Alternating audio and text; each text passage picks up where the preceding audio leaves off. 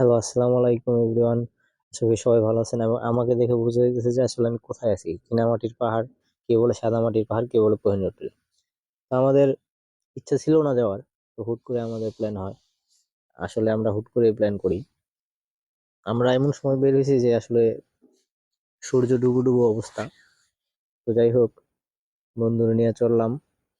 আসলে অনেকদিন ঈদের পরে আর যাওয়া হয় না ওই পাশটা যাওয়া হয় না মূলত। এদিকে ঈদের পর এক সপ্তাহ যাবত কি পরিমাণ যে মানুষজন থাকে, যাওয়াটাই মুশকিল। এবং বিশেষ করে যে এই পাশটা সবসময় সুন্দর, বরাবরই সুন্দর, এবং রাস্তাঘাটগুলো আরো বেশি সুন্দর। ঠিক আছে, এই জন্য মনে করেন যে যাই ঠিক আছে, তবে ঈদের পর পর তো আর যাওয়া হয় না, কারণ অতিরিক্ত মানুষ থাকে। এখন একটু কিছুদিন যাবত মানুষ কম আছে, ভাল লাগতেছে। একদম নীরব মানুষ মানে বললেই নাই। আর যে আকাশের পরিবেশটা আজকে আরো আরো অধিক সুন্দর হয়েছে। কিছুদিন যাবত কিন্তু এরকম সুন্দর ছিল না। তো যাই হোক, আজকের আকাশটা অনেক সুন্দর।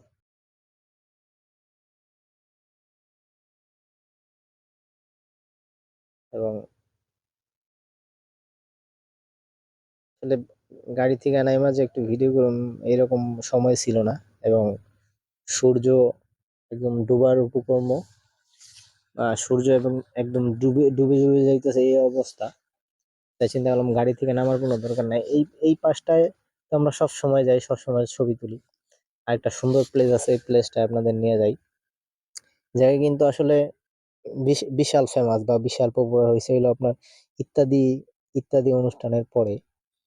এবং এই জায়গায় অনেক অনেক গানের শুটিং, বা এয়ারটেলের মতো যারা বড় বড় কোম্পানি আছে, এয়ারটেলের মতো ওনারা এই জায়গায় অ্যাড করছে।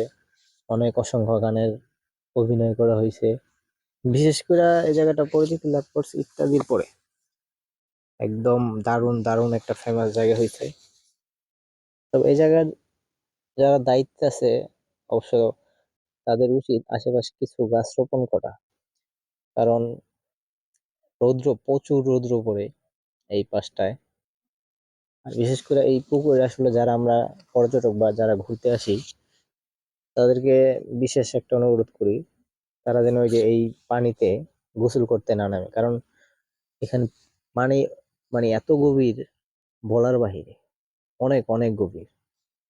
কিছু কিছুদিন আগেও দুর্গাপুরে একটা ছোট ভাই মারা গেছে। কিছুদিন বলতে অনেক সময় হয়েছে, লং টাইম। এই পুকুরগুলোতে গোসল না করাই ভালো। আর এই পাশটা আরো বেশি সুন্দর।